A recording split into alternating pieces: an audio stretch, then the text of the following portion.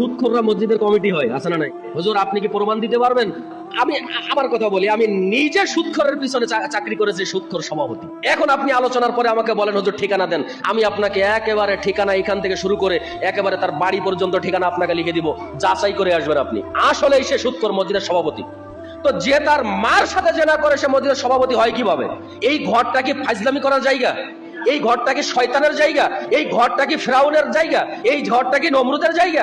এই ঘর যদি নমরুদের জায়গা না হয়, যে ব্যক্তি তার মায়ের সাথে জেনা করে সেই ব্যক্তি আল্লাহর ঘর মসজিদের সভাপতি হয় কিভাবে? এই সমাজের মানুষ কি সব মরে গেছে? এই সমাজের মানুষ কি সব আগাছা? এই সমাজের মানুষ কি সব পরগাছা নাকি? আশ্চর্য ব্যাপার। জিজ্ঞাসা করলেই বলে হুজুর আমাদের মসজিদের সভাপতি সাহেব কি করে? বলে উনি ব্যাংকে চাকরি করে। আশ্চর্য ব্যাপার, এটা হয় কিভাবে? কেন? হুজুর ওনার মাসে বেতন 2 লক্ষ টাকা, ইমামের বেতন প্রত্যেক মাসে উনি 3000 করে টাকা দেয়। আরে বেটা 3000 টাকা কেন? ওকে তো সমাজ থেকে বের করে দেওয়া উচিত। ওকে সমাজের মানুষ গণ্য করাই তো হিসাবের বাইরে।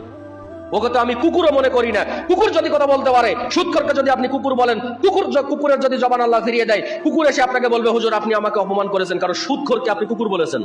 সুদখোরকে কুকুর বলা মানে কুকুরকে অপমান করা, সুদখোরকে গরু ছাগল বলা মানে গরু ছাগলকে অপমান করা। ও মানুষের বাহিরে, ও পশুর বাহিরে, ওই একেবারে দুনিয়ার বাহিরে। এই জন্য আমাদেরকে চেষ্টা করতে হবে আল্লাহর ঘর মসজিদের যারা খেদমত করবে তাদের বৈশিষ্ট্য আল্লাহ কোরআনে বলে দিয়েছেন কি দেয় নাই? যারা কমিটি হবে তাদের বৈশিষ্ট্য আল্লাহ কোরআনে বলে নাই?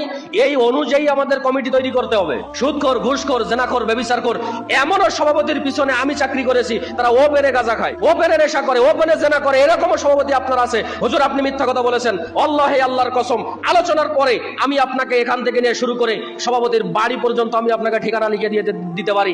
আপনি আগামীকাল যাচাই করবেন। যদি কথা মিথ্যা হয় আমার জিহ্বা আপনি কেটে নেবেন, আর যদি কথা সত্য হয় তাহলে আপনি এটার উপরে অটল থাকবেন আর নিজের সমাজকে পরিবর্তন করার চেষ্টা করবেন। এই সমস্ত আগাছা দিয়ে মসজিদ চলে না, এই সমস্ত পরগাছা দিয়ে মসজিদ চলে না।